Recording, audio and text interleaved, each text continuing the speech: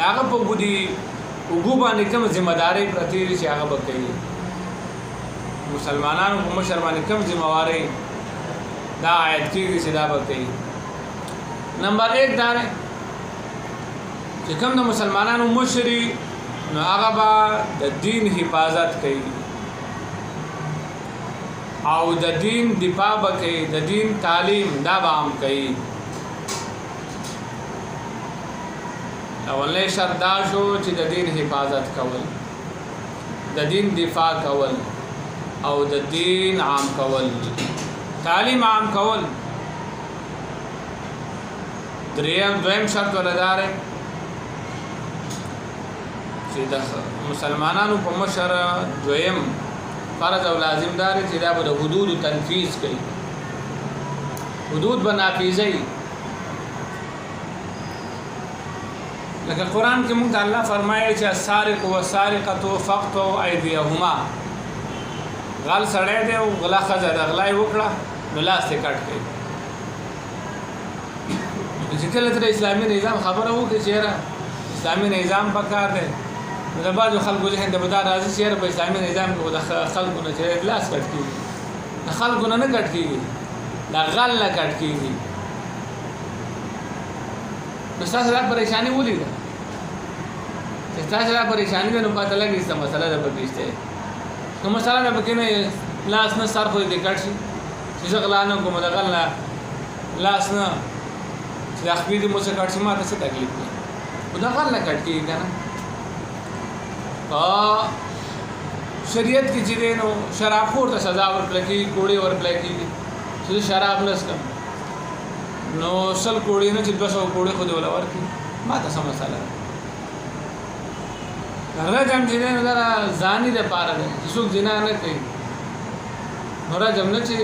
بل څه طریقه اوسه پکار دی هغه اوسه پکار دی زه نه کوم ما ته ولې پریشاني ده چې تا ته پریشاني ده نو پته لګي چې څه مسله په تا کې شته دی چې مسله ده پکې نشي نو ولې پریشانه کېږي نو دویم شرط دا شو چې د حدودو تنفیذ به کوي دریم شرط دا دی چې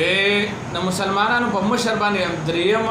فرض دا دی چې دا به د مسلمانانو د مال د جان او د عزت دا حفاظت کوي د مال جان عزت حفاظت به کوي مال جان او عزت چې کومه غلاګانې کېږي شوکې کېږي دا د حکومت ذمہ داري دا بند کوم ځای کې غلا کېږي تفتیش چې به شروع کوم ځای کې ډاکوانې دا دې ونیسي کوم ځای کې غلې دي دا دې ختم د حکومت ذمہ داري ده خپلو رعایاو ته به تحفظ ورکړي د مال حفاظت د حکومت ذمہ داري ده دویم د جان حفاظت مسلمانانو ته به امن فراهم کې مسلمانان به په بگڑا ہوا معاشره کې ژوند نه تیروي خان ناپرسان کې به ژوند نه تیروي بلکې ته به د هغې د جان حفاظت کې او ته به هغه ته دا ماحول فراهم کې چې د هغو د جان حفاظت وشي که مو خیال کړی په دې سوال کې دا دغه راغلې ده دا واقعه راغلې ده که نه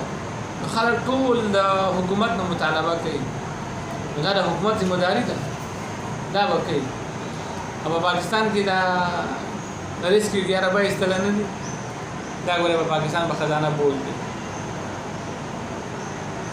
دیو په ریسکیو کې د لامبو دغه لپاره د سیند لپاره کسان اخلي ځان په خپل لامبو نه ورځي نو دې ته بیا کم از کم لامبو خو دسته کوي که نه چې تا د داسې حالاتو لپاره اخیستې دي چې یاره که سره سیلاب راشي که چېرې څوک په مشکل کې ګیر شي نو که لامبو وله نه زده کېږي لامبو وله نه ورځي نو بیا د کښتۍ انتظام خو وکړه که نه صرف تنخوا ولګې د کښتۍ په څو وي 15 لکه به نو خو چې کوم ځای کې یو داڼه دی یا ردیب کوم ځای دی نو کښتۍ وي ورته والي د اور چې کومه ریسکي دی هغې چې کوم اسباب دی هغه ته مهیا کړي کوم خیال کړی لږ وخت مخکې به د غرونو کې دا اورونه لګېده نو خدمت به منډې والې اورونه به وجل په کلي علاقه کې عام تنظیمونو خلکو به منډې والې دا اورونه به وجل خلک ورپسې راوتل نو څه به ته تنخوا اخلي ابه د جنگلاتو حفاظت کوي. جنگلاتو حفاظت خو به کوو ته هم څه کوه کنه ته هم د ځان د بوډۍ ژوند مو جوړاو چې ورونه ولګي نو جنگلات اهم دي ځکه یو ونه چې دا ډېر وخت لویږي یو ونه د سینې ستانه کړو بس سبا دونه بل تعالی میوه نیسی نو چې یو ونه ټیم ډېر اخلي جوړ ولګي دا هلیکاپټر پسې ولګي वो बस यही सिमड़ भी हेलीकॉप्टर के सर बाहर है फलस्तीन ते खुदा से मिलेगी जिन्हें लेके नुदा कारणों को बिकावा था जो पोबू के गिर जो आगे पे रखे जवा लेकिन अस्वाद दा कसान चिलड़ बिंजल लस कसान उफाद जो ना बिंजल लस कसान चे और बिंजल लस जनाजी चे पे ऊपर ना वर्णन हो जाएगा ना जुल्द इंसान सब है दर्द में लोग द इंसान चुई बिंजल लस जनाजी ډېر لوی درد نو د مسلمانانو د مشر دریم فرض دا دی چې دا به د خلکو د مال د جان او د عزت حفاظت کوي. تاسو ګورئ نه د عزت حفاظت به کوي په دې وروستو کې ویډیوګانې راغلي د ځینکونه خلکو ویډیوګانې کړي دي نو دا د حکومت ذمہ داري چې کوم سړی دا کار کوي دا هغې فوراً یې ونیسه. یو طرف ته تعلیم عام کو بل طرف ته سو سازان دا چل کوي نو به تعلیم څوک تعلیم له څوک خپل لور څنګه ولېږي خپل خور بوله څنګه ولېږي چلته د انسان بځای ته حیوانات کې نه ولدي نو د حیوان نه څوک سبق نشي ویلی نو د مال او د جان او د عزت حفاظت د حکومت ذمہ داری ده. څلورم شرط ولدار چې د شرعي قوانینو تنفیذ کول په عدل او په انصاف سره او پنځم شرط دا دی چې د فوج او د اسلحې تنظیم کول او د دارالاسلام حفاظت کول دا د مسلمانانو د مشر ذمہ داری ده. مسلمانانو مشر په ذمہ باندې دا چې د فوج تنظیم هم کوي خپل فوج به برابر ساتي د دې د اسلحې تنظیم هم کوي او د دې سره سره د دارالاسلام د دې دفاع به هم کوي. نو که فوج په ولاکه نه پوره کېدو ضرورت ډېر و نو برته یې وکړه 10 لاکه ته یې ورسوه که په دې هم کار نه کېده نو 15 لاکه ته یې ورسوه. فوج مهیا کول او فوج فراهم کول د مسلمانانو د مشر ذمہ داری ده چې خپل ملک حفاظت کوي نو فوج بولا اخلي برته بولا کې او بیا دې ته اسلحه فراهم کول دا د مسلمانانو د مشر ذمہ واری ده چې اسلحه به فراهم کوي. نو کله دغه ضرورتو د راکټو ضرورتو کله میزایل ضرورتو دا به جوړوي کله ټیمبم ضرورت دا به سازي او کله نوې اسلحې ضرورت او کومه جزونه دي دا غي ضرورت نو خپل هم جوړه او خپل د نه جوړولې د بل ملک نه بیا اخلي او اسلحه په پوهه فراهم کې د سره پاره چې د دارالاسلام دفاع وشي د دارالاسلام دفاع وشي. شپږم شرط دا دی چې د کفارو محاربینو په خلاف جهاد کول. کفار هغه کفار چې محاربین هغه په خلاف جنگ او قتال کول. او وم شرط دا دی چې د سرکاري خزانه حفاظت کول. سرکاري خزانه حفاظت کول سیوا چې د مسلمانانو کوم مشري هغه با د سرکاري خزانه حفاظت کوي داسې بنه کوي چې د 1 کروڑ روپو بسکټ او ورسره د 44 लाख روپو شوندي تاسو خالص ګاب ده تر دې د لپاره ذمہواری ته د 1 کروڑ روپو بسکټ خوري په دې چې په 1 کروڑ باندې فیکټری ساده کړی وای کنه او دا دی ویل چې په دې بزنس کاوه چې سماسه ضرورت راته مال هم درا کاوه نو چې کومه منافع به هغه به سرکاري خزانې ته راتلی او چې کومه تا دې خوړی هغه به دې تام خوړلی وي. نو د 11 کروڑو روپو بسکټ نو دې په دې ښه دا وه چې یو فیکټري ساده کړې وه د بسکټو او د هغې باندې بزنس کولی نو چې کومه منافع وه نو هغه سرکاري خزانې ته تللی او چې کومه سرکاري عمله ده وزیر اعلی دی ورسره چې دی نور کومه ذمه داران دي هغه به هغې را راتلی هغې چې خوړی ته نو خوړه کېدی به نو په موږ باندې به تاوان او خساره نه وي عوامو ته به تکلیف نه وي. نو د سرکاري خزانې حفاظت کول دا د مسلمانانو د مشر ذمه داري ده او زمونږ د مسلمانانو خاص کر د پاکستان حالات دا دی چې کوم سړی مشر شو نو خیال یې لاول نظر یې په خزانه وي چې دا په کومه طریقه باندې زه لوټ کړم خبره پوهېږئ. نو د مسلمانانو د مشر ذمه داري ده چې د سرکاري خزانې حفاظت کول. او اتم شرط دا دی چې په خزانه باندې دیانتدار سړی دا مقررول خزانه باندې دیانتدار سړی مقررول چې په خزانه باندې تا غل کېنولی دی نو غل تعالی د خزانې حفاظت کوي. د مسلمانانو د مشر ذمه داري ده چې په خزانه باندې دیانتدار سړی کېني. او نهم شرط دا دی چې په تنخواګانو کې په انصاف سره خلکو ته د تنخوا ورکول او بر وخت ادایګي کول د هغې په انصاف سره تنخواګانې ورکول او د هغې بر وخت ادایګي کول. نو سیبا په پاکستان کې نظام بدل دی چې کله د غریب دپاره تنخوا سیوا کوي نو 10% او چې دغه سیبان یې ځان له سیوا کوي نو 400%. نه د تنخواګانو په انصاف سره نظام قایمول او بر وخت ادایګي کول د مسلمانانو د مشر ذمهواري ده. خبره پوهېږئ زمونږ سیبان چې د کرکټیان ته راواخلی د کرکټیانو کې د څو کلاړیانو 45 लाख او 44 लाख او 43 लाख داسې تنخواګانې دي څه ملک یې وران کړي 62 लाख 62 लाख یو تنخوا ته څه کوي والا دا خو د کرکټ کول لري دا خو د شوق شی دی چې شوق هغه کولی شي په تنخواګانو باندې خو دا د دې پیسې ورکول دا بالکل ناجایز دي. زمونږ د ملک د بجلی دا حال دی که نه دا حال چې بجلی نه او مونږ یو کلاړی له 62 लाख روپۍ تنخوا ورکوو 62 लाख ته به 12 ګزاره ورکړه په دې باندې دنیا بجلی کېږي. داسې دی چې دا خلک کولی شي ملک څه مخلصین چې مخلصین نه وي که نه هغو ته یې سم نه ښکاري هغو یې سم نه کوي خبره پوهېږي نو هغه خلک یې کولی شي او بر وخت ادایګي کول چې کوم فیکټري ده او کوم ملک ده او کوم اداره ده بر وخت ادایګي نه کوي نو دا زیاتې دي. نو تاسو چې کوم کس په دې فیکټري کې او په اداره کې او په بل یو شي کې کار کوي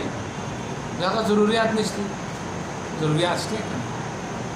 ضرورت شته دی نو ادایګي به په ټیم باندې کوي. او اخرنۍ شرط دا دی چې د عوامو د حالاتو نه براه راست ځان خبرول مسلمانانو د مشر او اخرنۍ ذمهداري لسمه ذمهواري دا ده چې د عوامو د حالاتو نه ځان براه راست خبرول. عوام غریبانان د لوږې او د تندې مري او صاحب خبر نه وي په یو ځای کې و چېرته قحط راغلی و خلکو احتجاج وکړو چې یاره مونږ ته د مشر وړه فراهم کړي خپل ملک کې نشته نه بل ملک نه راوغواړي که نه ته وله بل څه شی ورکړو ته وله د هغو نه وړه راوغواړه د باچا لور وې د وړه نشته د خلک د کیکونه خوري که نه نو کیکونه داسې نه سان دي چې روټۍ نشي که نه کیکونه دي خوري زموږ حکمران خو دغه شان دي چې هغه د دې نه دي خبره چې روټۍ نشي کیکونه دي خوري د عوامو د حالاتونو ځان براه راست خبرول او ځان له خپل ایسېګانو ته پراته ایسېګانو ته وي جنازه مې چېرته ولده پنجاب کې غالبا نه یو سړی د جنازې بسه کې په ګاډي کې ولاړ سپېره هېڅ نه راکوزېږي نه دا به ما جنازه وکړه خدای دې هر که ته به مرې نه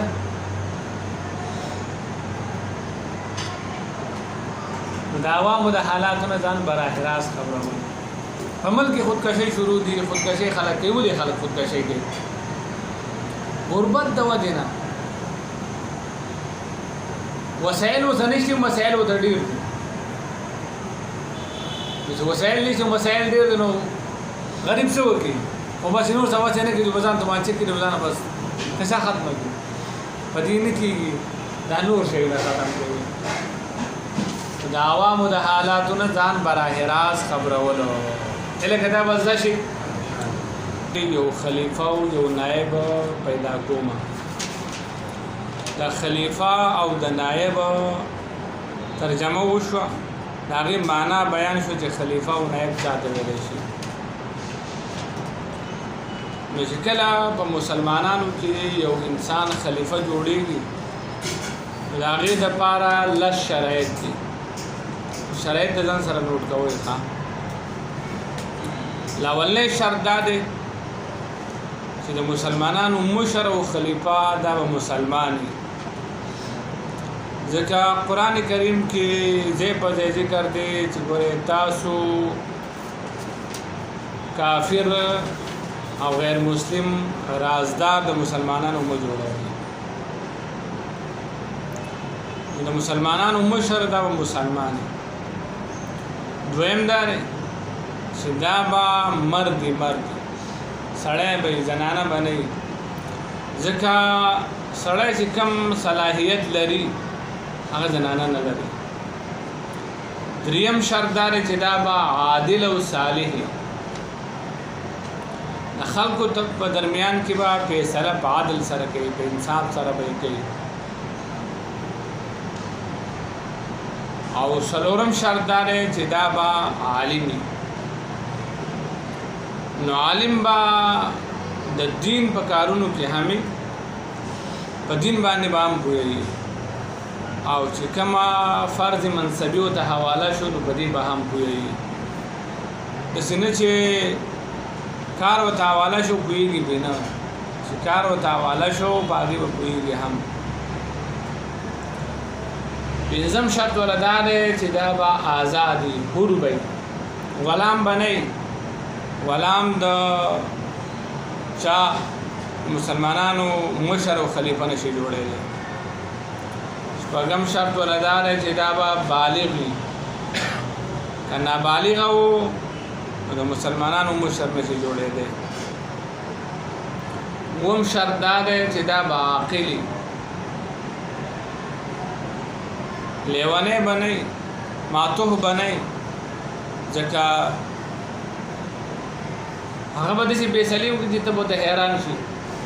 لکه نن سبا کې د امریکایانو چې کوم مشر دی هغه ماتوه دی لیونی دی مجنون نه دی ټرمپ کله یو څه وي کله بل څه وي هغه لیونی دی د مسلمانانو مشر به عاقل اتم شرط دا دی چې سلیم الاعضاء به وي د سلیم الاعضاء معنا دا ده چې په اندامونو به روغ وي په لاس او پښو به روغ وي ګوډ به نه وي شل به نه وي ړوند به نه وي سلیم الاعضاء که ګوډ و نو دا د مسلمانانو مشر نه شي کېدی که په لاس باندې شل و نو دا نه شي کېدی سلیم الاعضاء به وي که په سترګه باندې شمټ و دا د مسلمانانو مشر نه شي کېدی خلیفه به داسې سړی پکار وي چې سلیم الاعضاء او نهم شرط دا دی چې دلیر به دلیر شجاع به بهادر به یریږي به نه بزدلي به پکې نه وي که بزدلي پکې وه نو دا د مسلمانانو مشر نه شي کېدی او لسم شرط دا دی چې اخرنی شرط دی چې معامله فهم به وي معامله فهم په کوم ټایم کې د چا سره معاهده پکار ده په کوم ټایم کې د چا سره معاهده نه ده پکار اوس یو سړی چې معامله فهم نه هغه دا پکار دی چې په دې ټایم کې زمونږ د ایران سره معاهده وکړو چې مونږ ته تیل لازم مونږ ته بیا په ارزانه باندې پرېوځي نو که معامله فهم نه نو دا بیا د مسلمانانو مشر نشي کېدی او په دې وخت کې مونږ معاهده دغه سره پکار ده چې نه سره پکار ده چې مونږ ته اصلاح اخلو چې زمونږ په مبادئ کو څه نه صحیح ده امریکا خو صرف په مونږ باندې خپل بدمعشي خاصه خپل کارونه را باندې کوي معامله فهم سره چې د مسلمانانو د کومه خبره کې خیری په معامله کوي نو د دې د خلیفہ د لپاره اخرنی شرط دا بل یو شرط ولري چې خلیفہ با قریشي اوس یو قریشي سړی دی او هغه کې د شرایط شته دی خو اقامت د دین نه کوي یا پاک عدل او انصاف نشته دی فاسق او فاجر دی نو فقها او اجماع د بلې خبره باندې چې دا قریشي سړی به بیا خلیفہ نه وي خلیفہ بیا غیر قریشي خبره کوي پیغمبر علیه الصلاۃ والسلام ویل چې د مسلمانانو خلیفہ به د قریشي کنه نو دای په ټیم کې د دې لپاره ویلو چې دې کې عدل او انصاف او دلیری شجاعت دا پاک موجود بشرط اوس یو قریشي دی او بل غیر قریشي دی بل غیر قریشي کې دغه صفات موجود دي چې مسلمان دی مرد دی عوادل دی عالم دی آزاد دی بالغ دی عاقل دی سلیم الاعضاء دی دلیر دی معامله فهم دی بل قریشي دی واقع کې دا شرایط نشته دی خلیفہ د مسلمانانو با بیا غیر قریشي د مسلمانانو د مشر